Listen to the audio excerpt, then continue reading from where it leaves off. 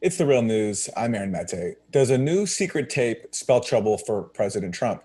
That's the question many are asking after Trump's longtime fixer, Michael Cohen, released a recording he made of Trump from September 2016.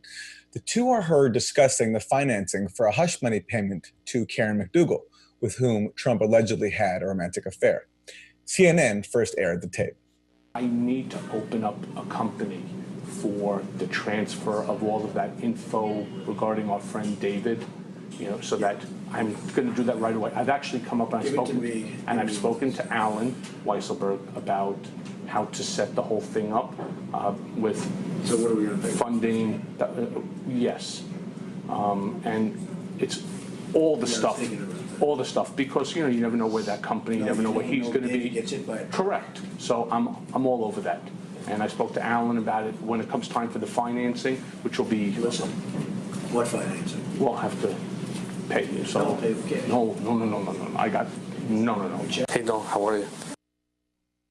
Now there is news that more tapes could be on the way. According to the Washington Post, the FBI has seized over 100 recordings that Cohen made of his conversations about Trump-related matters, including more with Trump himself. Speaking to ABC News, Cohen's attorney, Lanny Davis, said Cohen has turned a corner in his life. I will say that Michael Cohen has turned a corner in his life, and he's now dedicated to telling the truth to everyone, and we'll see what happens. Let's get into The Karen McDougal payment story could have legal implications for Trump if it turns out that he used campaign funds for his hush money deal. Trump's camp denies that he did and says, in fact, that the tape exonerates him. Joining me is Allan Lichtman, distinguished professor of history at American University, author of books including The Case for Impeachment and the forthcoming The Embattled Vote in America from the Founding to the Present. Welcome, Professor Lichtman. There is some debate over what Trump actually says on the tape. Does he say, don't pay with cash, or does he say, pay with cash? But regardless, what's your sense of what this tape means? Do you think that Trump is criminally exposed here? Well, I'm not a lawyer, but let me say this. This shows that Trump's war on women is coming back to haunt him. In the case for impeachment, I have a chapter, in fact, called Trump's War on Women. And I begin it with the following quote from Donald Trump. People want me to run for president all the time. This is from 1999. I don't like it. Can you imagine how controversial I'd be? You think about him, Clinton, and the women. How about me with the women? Can you imagine? Now we know how Trump deals with his war on women, treating them as objects for his own pleasure and sexual gratification. He deals with it by paying hush money to keep those women quiet. We know that he paid $130,000 to keep Stormy Daniels quiet. We don't know if he actually paid money to get the so-called Karen McDougal catch and kill story, but he may have. But regardless of whether he paid Karen McDougal or not, the tape clearly reveals that he was fully aware of the fact that AMI had paid Karen McDougal $150,000 to catch and kill her story. And they were worried that AMI, the parent company of the National Enquirer, would contain it. And that's why they were considering taking over the story by paying the money itself. There are certainly violations of campaign finance law involved here. Clearly, the catch and kill payment from AMI looks like it was coordinated with the Trump campaign. Certainly, they knew about it. And if so, if it was designed to help the campaign by keeping out an embarrassing story, that would be a clear violation of campaign finance laws. So too may be the payment to Stormy Daniels. Let's not forget, John Edwards was prosecuted for doing the same thing. He wasn't convicted. There was a hung jury. But the case here is much, much stronger because John Edwards had the excuse, I was trying to avoid embarrassing my very sick wife who was suffering from cancer. This McDougal story was 10 years old. the payments only come right before the campaign. There's no issue here, credibly, that Trump could claim this had nothing to do with the campaign and was only designed not to embarrass Melania Trump, particularly since it was already known, and Melania knew full well, that Trump was an admitted philanderer even before he married her. So I do think, aside from severe political problems showing that Trump is an abject liar, lying first about a lack of knowledge about the payment to Stormy Daniels, and then his campaign lying about a lack of knowledge of the payment to Karen McDougal, but also that he could well be enmeshed in allegations of fraud and certainly violations of campaign finance law. And campaign finance law is serious stuff. It may sound trivial, but it's designed precisely to avoid this kind of corruption. Right. Okay. So we can certainly agree that it shows him lying, on top of adding to this long record he has of knowing about his misogyny and dealings with women. But just because he's running for president doesn't mean he doesn't have the legal right to settle to make some sort of financial deal with someone. And I guess my question is, if the money doesn't come from the campaign, can that be possibly considered a violation of campaign finance laws? Absolutely. If, in fact, the AMI payment was coordinated with the Trump campaign in order to avoid an embarrassing matter that could undermine his campaign, that is known as a contribution in kind, and it would have to be reported to the SEC. We're not talking about a few dollars here. We're talking about a huge campaign contribution. And the failure to report it is a serious violation of the campaign finance laws, quite possibly a criminal violation. Not to mention, and I'm not a lawyer, but some lawyers have talked about possible bank and wire fraud involved here as well. Is there any evidentiary basis for that? Well, there certainly might be some evidentiary basis in the payment to Stormy Daniels, whereby Michael Cohen set up this shell corporation, and it may well be that he set up this corporation on a fraudulent basis. I don't know. I'm not a lawyer. And believe me, the prosecutors know vastly more than we know at this point. And here's something very significant. One thing that's been somewhat overlooked is another name comes up in this conversation.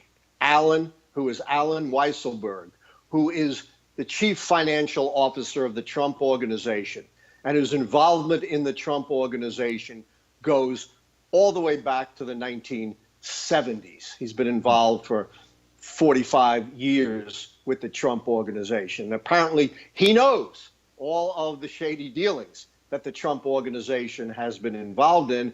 And according to the Wall Street Journal, he has now been subpoenaed by prosecutors to testify. This name that nobody knows could become a key in revealing potential financial crimes involving Donald Trump. Remember, it was an absolute unknown person, a civil servant named Alexander Butterfield, who broke open the Nixon case when he revealed the existence of the White House taping system. Could it be that Allan Weisselberg, another absolute unknown to the public, becomes critical in opening up a case of financial crimes against Trump? I don't know that, but I do have a chapter in the case for impeachment called Flouting the Law, which shows that Trump has a long, long history before he ran for president of flouting the law, including exploiting illegal immigrants, violating the embargo to Cuba, bringing in models, foreign models, illegally into his modeling agency. So this is not someone who's been faithful to the law throughout his long career. And who knows what Mr. Weisselberg may be able to reveal. I hate to risk defending Trump's legal history, but on the issue of the Cuban embargo, I remember that story.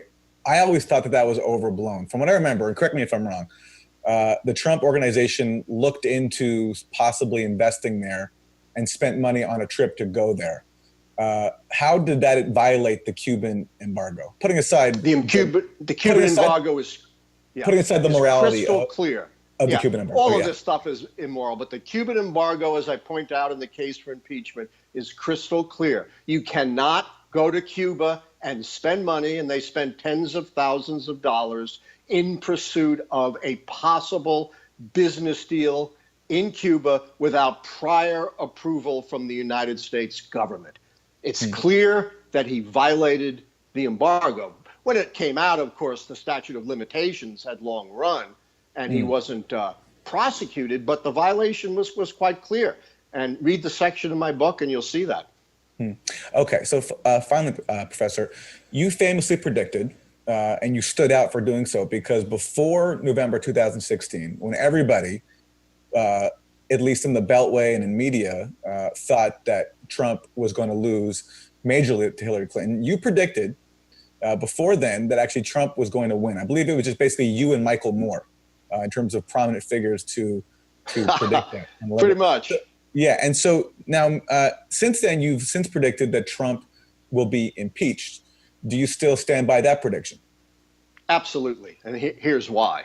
I think there's already, just what's based on publicly known, as strong or stronger a case for obstruction of justice against Donald Trump than there was against Bill Clinton on a vastly more important matter. We're not talking about a consensual private affair.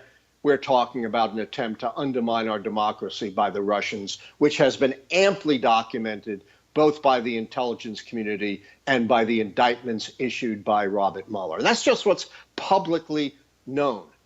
I believe that what is publicly known about obstruction of justice, about possible conspiracy with the Russians, and about financial crimes is a tiny fraction of what Mueller and his investigators know. I firmly believe that Mueller is going to come up with truly shocking findings. I don't think he's twiddling his thumbs. I don't think he's doing nothing all this time with respect to the president of the United States, who we know has a long history of lying and flouting the law.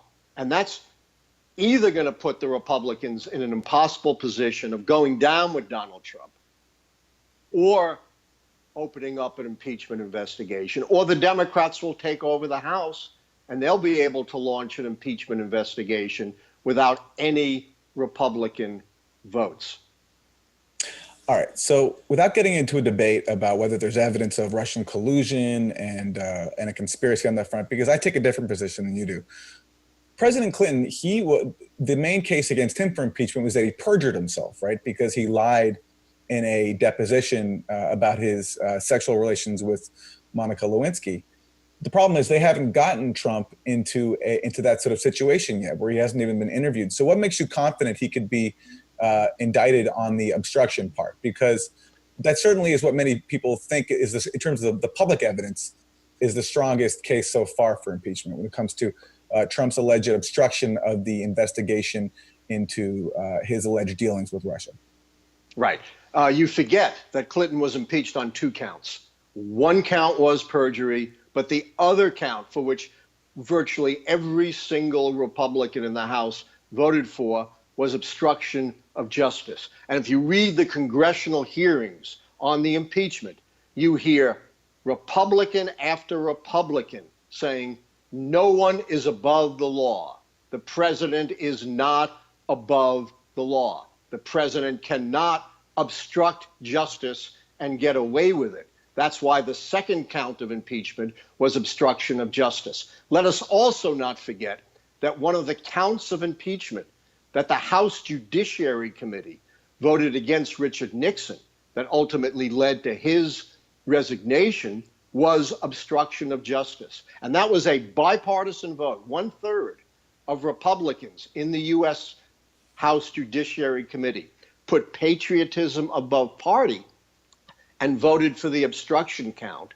And a lot of the elements of that obstruction count were precisely the same thing we see Trump doing based on what is publicly known. That is pressuring government agencies to throttle the investigation into the Watergate break-in and its aftermath. We see Donald Trump pressuring the director of the FBI, pressuring the heads of the intelligence community in the United States to quash the investigation into possible crimes by his team and himself. All right. Well, you and I take a different take on that, but we'll leave that for another time. Hope to have you back. Sure, I'm happy to come back. Professor Allan Lichtman, Distinguished Professor of History at American University, author of The Case for Impeachment and the forthcoming The Embattled Vote in America, From the Founding to the President. Professor, thank you. My great pleasure. Thanks for having me on. And thank you for joining us on The Real News.